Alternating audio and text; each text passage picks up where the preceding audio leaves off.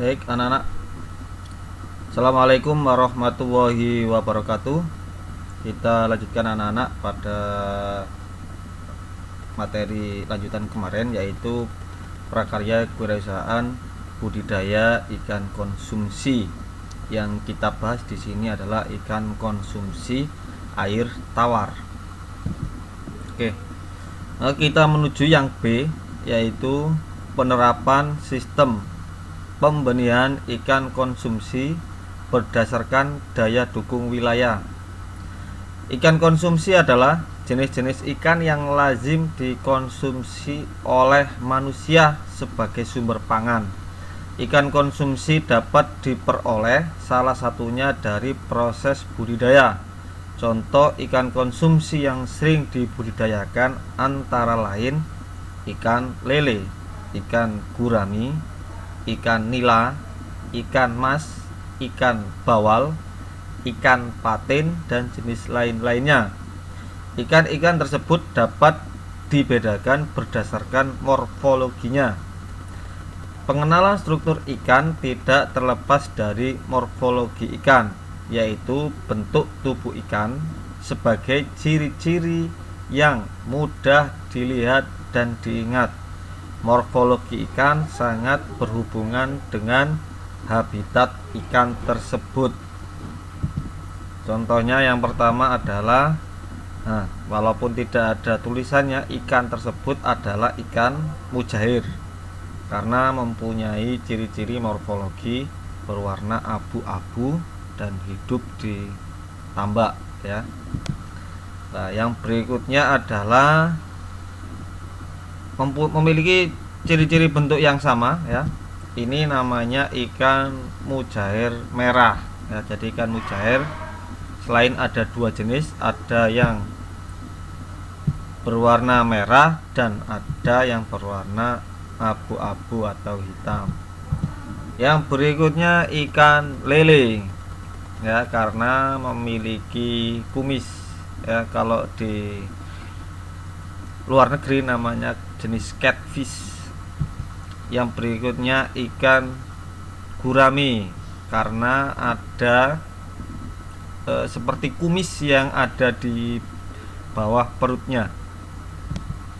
Nah, ini juga sama, ikan gurami karena ada kumis di bawah perutnya, cuman berwarna merah. Jadi ikan gurami ada dua jenis, ada warna abu-abu dan berwarna merah. Yang berikutnya lah ini ikan emas, ya, ikan emas. Kemudian ini ikan tombro, ya, ikan tombro karena berwarna kuning. Nah, kemudian ini ikan bandeng, kalau ini ikan putian atau ikan bader, ya, dalam istilahnya.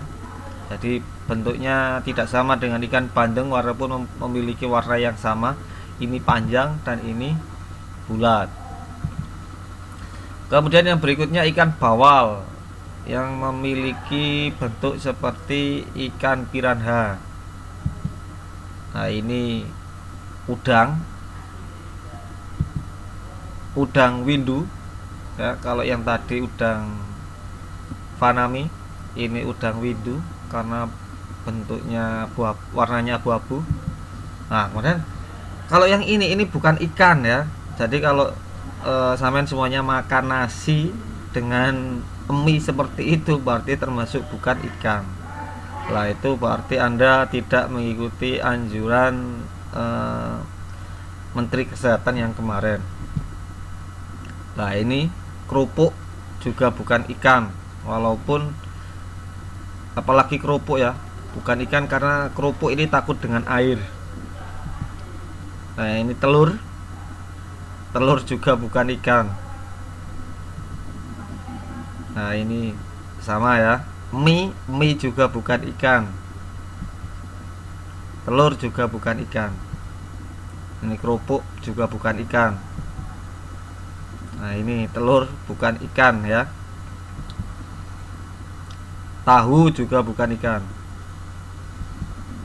tempe juga bukan ikan, ya. Oke.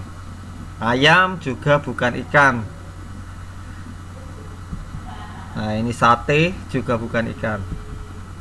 Ayam. Nah, kemudian yang berikutnya ikan yang jarang dibudidayakan. Yang pertama ikan belut.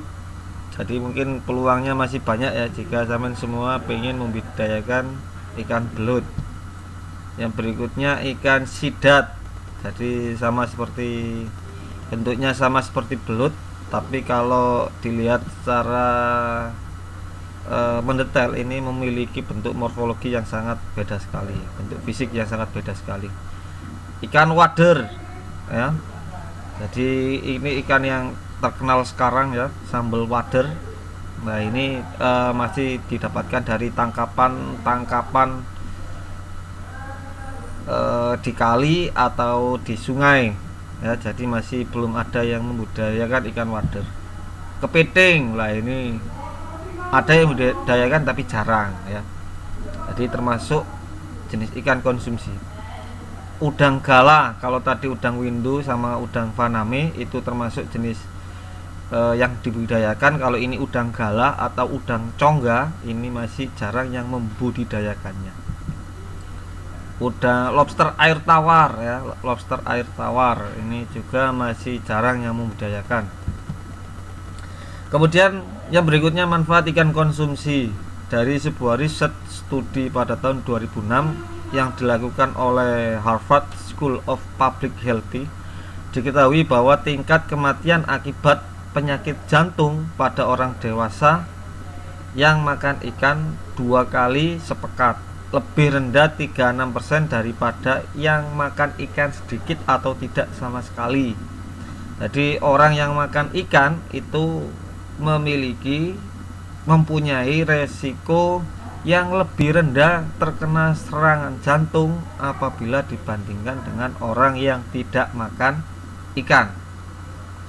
Ikan merupakan sumber makanan yang penting karena mengandung 2 asam lemak ya.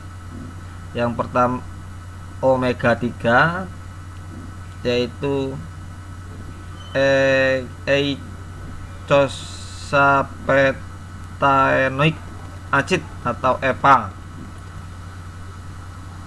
untuk mencegah serangan jantung.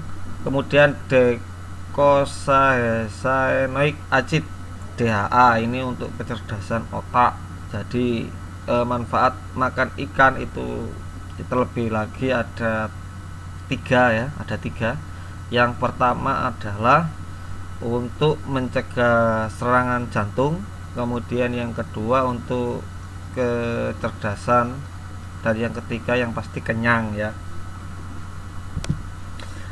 Kemudian yang berikutnya olahan makanan dari ikan bisa dibakar ya, salah satunya mungkin itu yang sebelah kiri. Kemudian yang kedua bisa dimasak dengan menggunakan kuah, tidak jarang juga bisa digoreng juga. Kemudian yang berikutnya kebutuhan alat dan bahan. Alat penunjang pembenihan. Kegiatan pembenihan ikan ini contohnya pada ikan lele ya, tidak membutuhkan peralatan yang rumit. Peralatan yang digunakan dalam proses pembenihan ikan lele sebagai berikut. 1. Peralatan pengadaan air bersih seperti pompa air atau pompa celup. Jadi dibutuhkan pompa nanti bisa di luar atau bisa di dalam untuk memompa air. Selain untuk menguras juga nanti digunakan untuk membuat sirkulasi air yang ada di kolam tersebut. Kemudian pemijahan ikan lele seperti kakaban. Jadi tempat pemijahan ikan lele itu kakaban, ada tempatnya sendiri, nanti digunakan untuk mengumpulkan betina dan pejantannya dalam satu ruangan, dalam satu kolam. Kemudian diberi ijuk ya, diberi ijuk. Itu nanti telur-telur dari ikan lele akan nempel pada ijuk tersebut apabila sudah masa kawin dari ikan lele tersebut. Yang ketiga pendederan benih ikan lele.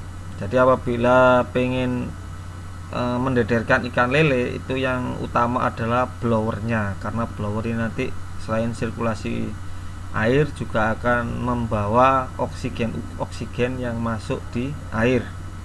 Yang keempat, pemanenan atau penyertirian benih ikan lele seperti seser. Jadi yang diperlukan yang berikutnya seser. Karena apa? Dalam satu kolam ikan lele itu nanti biasanya besarnya itu tidak sama. Ya, walaupun usia penaruhan benih atau penaruhan pendederan itu sama usianya, tapi saat besar nanti tidak sama karena ada lele yang rakus makan dan ada yang makannya itu kalah saing. Nah, yang kalah saing itu besarnya itu agak lama daripada yang makannya lahap. Kemudian yang kelima, pengemasan benih ikan lele seperti plastik, styrofoam, dan tabung oksigen. Jika ini maksudnya apabila kita ingin mendistribusikannya dalam bentuk hidup, itu kita masukkan plastik, kemudian kita beri tabung, kita beri oksigen di dalamnya. Oke, nah ini adalah contoh tabung oksigen untuk yang A, dan yang B adalah pompa listrik atau aeratornya. Jadi ini contohnya. Kemudian yang B, bahan penunjang pembenihan. Ya, jadi di situ nanti tergantung dari tempatnya. Ya, jadi ini adalah petanya. Persiapan media pemijahan terdiri dari kolam terpal, bisa kolam terpal, bisa kolam bambu atau besi, kemudian bisa juga kolam, ini untuk kolam terpal, alatnya itu terpal, bambu atau besi, air. Kemudian untuk kolam semen itu bahannya semen, pasir, batu batako, air, serta paralon. Kemudian pemeliharaan induk atau pemijahan induk ikan lele yang dipilih induk ikan lele yang berkualitas. Kemudian untuk pakannya, pakan protein yang tinggi seperti tubifek. Tubifek itu cacing sutra. Sapu ijuk untuk tempat telur, nah itu tadi namanya kakaban. Kemudian ovaprium jika menggunakan sistem pembenihan ikan. Kemudian penetasan telur. Untuk penetasan telur, bahan yang dibutuhkan adalah yang utama mesti kolam ya. Yang kedua adalah sapu ijuk untuk tempat telur atau kakaban. Dan untuk pemeliharaan lava atau benih ya, itu kalau bisa diberikan makanan dengan protein yang sangat tinggi seperti tubifek atau cacing sutra. Proses produksi ikan konsumsi. Pembenihan adalah suatu tahap kegiatan dalam budidaya yang sangat menentukan. Tahap kegiatan selanjutnya yaitu pembesaran. Pembenihan juga dapat diartikan sebagai suatu kegiatan pemeliharaan yang bertujuan untuk menghasilkan benih dan selanjutnya menjadi komponen input untuk kegiatan pembesaran. Jadi pada saat benih itu yang paling menentukan sekali, karena biasanya pada hewan itu ada seleksi alam yang tidak kuat mengikuti seleksi alam, maka ikannya bisa mati. Nah, yang berikutnya ini tadi yang harus dipersiapkan, sama seperti peta konsep tadi: persiapan sarana dan prasarana, pemeliharaan induk, pemijahan induk, penetasan telur, dan pemeliharaan lava. Nah, ini adalah contoh dari yang bahan tadi. Untuk kolam terpal bentuknya seperti A, kolam terpal lingkaran yang menggunakan besi itu contoh di B. Kemudian kolam alami itu bisa berupa tambak atau mungkin kolam semen ya, bentuknya kotak seperti itu, macam-macam. Kemudian tugasnya adalah tentukan salah satu jenis ikan yang dibudidayakan di daerah sekitar lingkunganmu. Jadi pasti ada ya orang yang membudidayakan ikan di daerah Anda, karena tempat kita memang banyak tambak-tambaknya. Kemudian yang kedua, sebutkan sumber daya apa saja yang dibutuhkan untuk membuat usaha tersebut. Nah, kira-kira ikan-ikan yang dibudidayakan itu ditaruh di mana? Ya, mungkin ada yang kolam alami atau kolam buatan yang tadi seperti contoh tersebut. Nah, untuk yang tiga, karena kita